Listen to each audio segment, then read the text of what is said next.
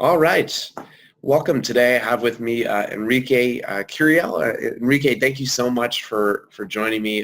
Really great to hear about your success at Tuck and the work you're doing now. And I really enjoyed working with you and you were applying to schools a couple years ago. So really love that these interviews are a way for me to reconnect with my past candidates like you. So thank you again. I know you're a busy guy, so I really appreciate the time. Oh, thank you, Ryan. Glad I can help and glad I can get to talk to you again. Yeah, great. So I'll first start by turning it over to you. Just tell us a little bit more about you and maybe a little bit more about the work you did prior to business school and what are you doing now? Sure. So I was born and raised in Spain, and that's where I studied my undergrad. I did business management there, and then I studied a short one-year master's program in financial markets. And then I went on to work for 5 years in capital markets and treasury at a commercial bank before heading to Tuck for 2 years. And right now I am working in product development at CVS. It's a retail pharmacy company. Doing something very different from what I used to do before. Yeah, great.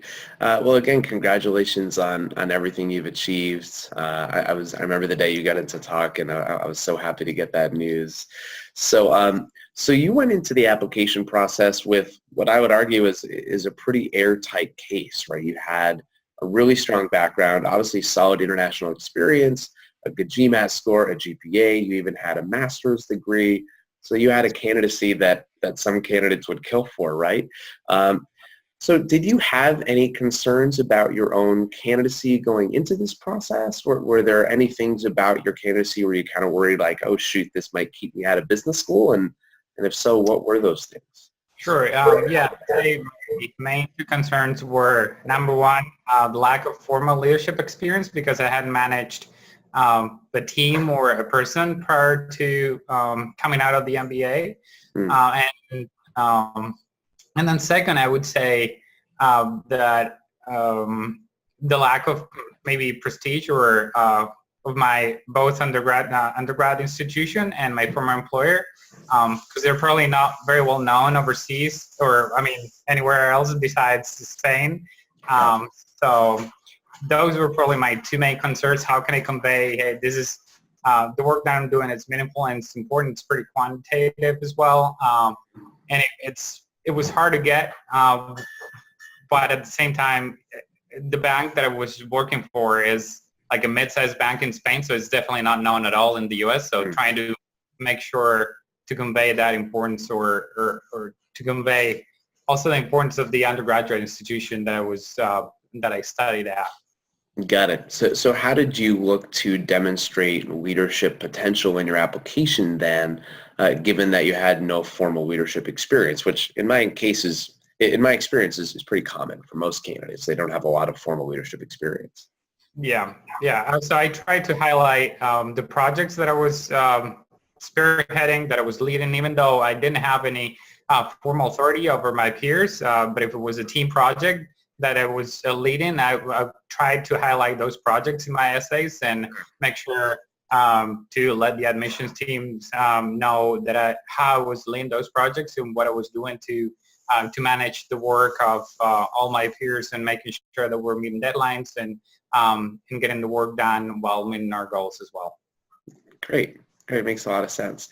Yeah, I think a lot of candidates are worried too much about branding of undergraduate institution and the companies that they work for. But as I think you found out through the process, that those things don't matter too much. As long as you're working for legitimate companies, it's more about the quality of experience you have and the area of study that you have. So I'm glad that those things didn't hold you back, and I wasn't too surprised that they didn't. Great. So anything in particular surprise you about the admissions process, or to ask it another way, was there anything about the admissions process that you wish you would have known ahead of time that would have made it easier for you? Well, probably the amount of time that it takes. I was not expecting to put in so much time for it. But especially because you'd think if you're applying to like 4 or 5 schools, most of it's going to be similar. But you actually have to put in a lot of time, not only to tailor your resume or your essays, of course, but also to get to talk to alumni and current students from each of the schools, and also get to see if you're a good fit for the school and if you like the school by visiting the school if you can. So all that time, I guess, especially the calls and the emails that I was exchanging with current students and alumni, I didn't factor for.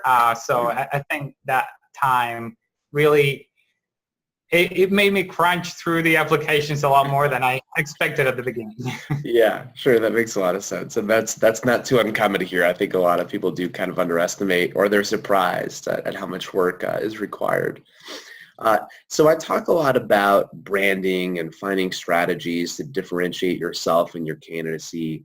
So what was your strategy that you ultimately employed to get into these top tier schools? Like, how did you eventually attempt to differentiate yourself in the application process? Yeah, so I didn't have a particularly special background, like working for a bank. I was an international candidate, so maybe that's a little bit special, but that's just where I was born. So,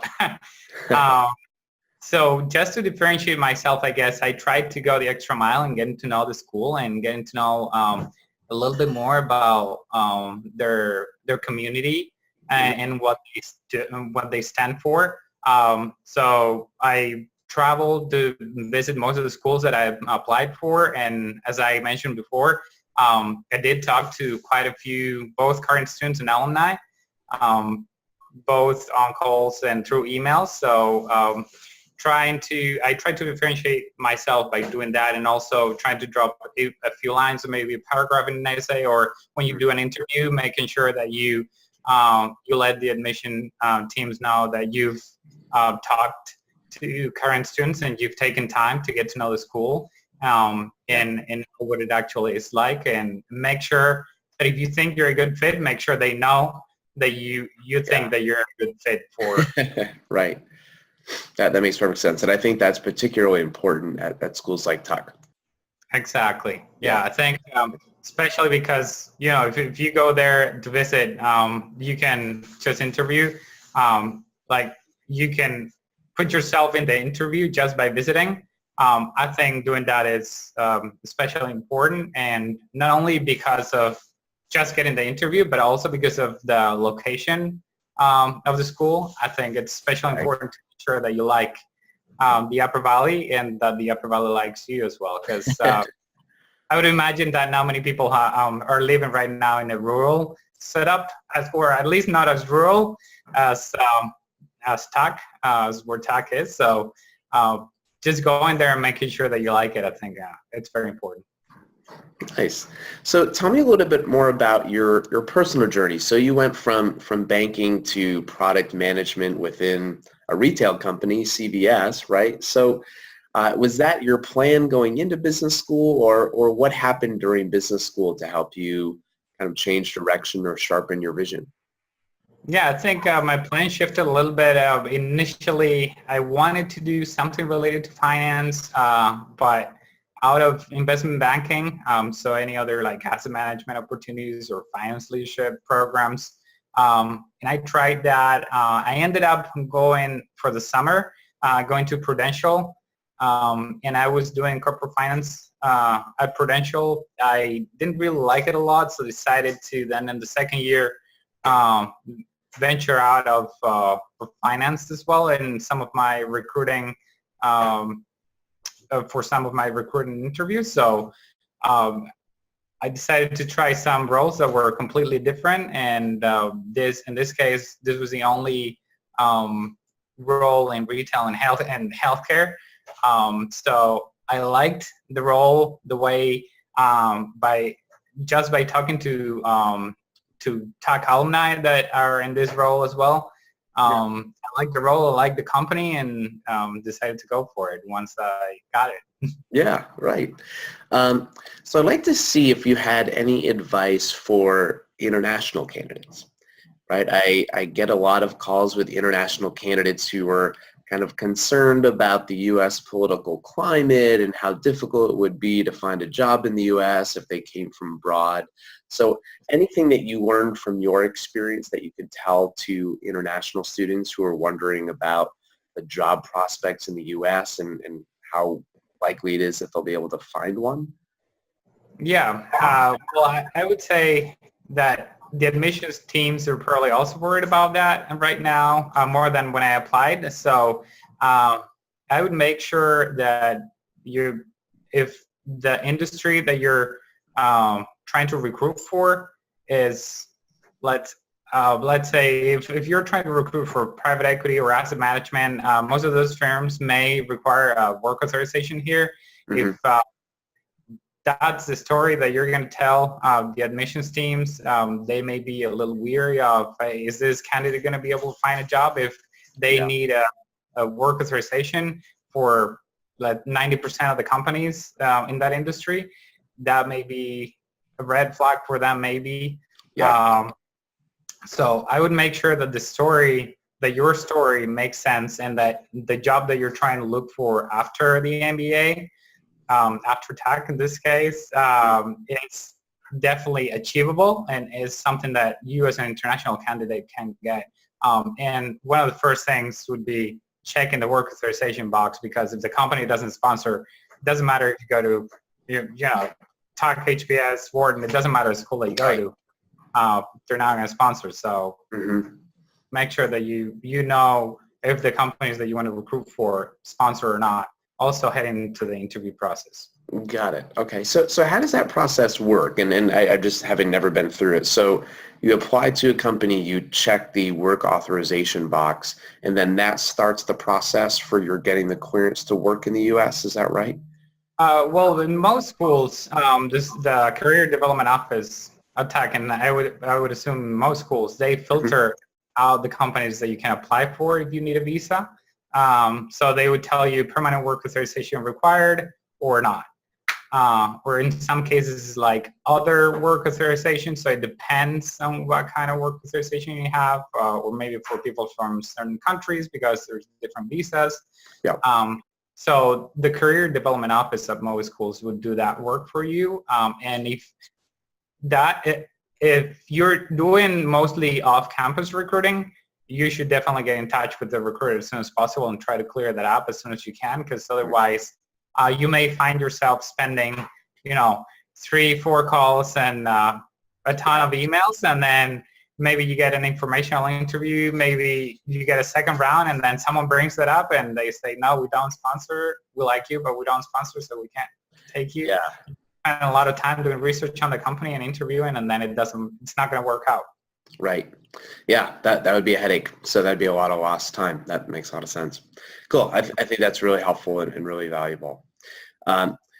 So second to last question, how do you get into Tuck? Based on your experience, what advice would you give to candidates who are aspiring to attend Tuck? Yeah, I would say that I think I may have mentioned it already, but most important thing, go there to visit, and if you can, make sure that you talk to current students and alumni as much as possible. Make sure that you like the community, because that's one of the most important characteristics of Tuck.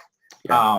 Community and location. Make sure that you like both of them, and make sure that you can also convey that in the interview process with the admissions team. Yeah. Okay. Great. That makes a lot of sense. So final question. As I mentioned, I've been ending these interviews with this question because I think it's a really fun question. So based on your perspective right now, as a recent graduate of Tuck, now back in the professional world, what would you say are the 3 most important qualities that every successful businessman or businesswoman needs to possess? Yeah, well, coming out of the MBA right now, I would say, because now I am managing people, so I would say leadership. Okay. Leadership and teamwork are very important, definitely very important. And then I would also say motivation, to stay motivated and keep growing yourself and your network and your career. So stay motivated, keep doing great work, and through leadership and teamwork, you'll definitely become a great businessman or businesswoman. Perfect. Love it. Thank you so much, Enrique. Really appreciate your time. Again, I think this was really helpful advice, and I can't thank you enough for your time. Yeah, thank you, Ryan. Thank you very much.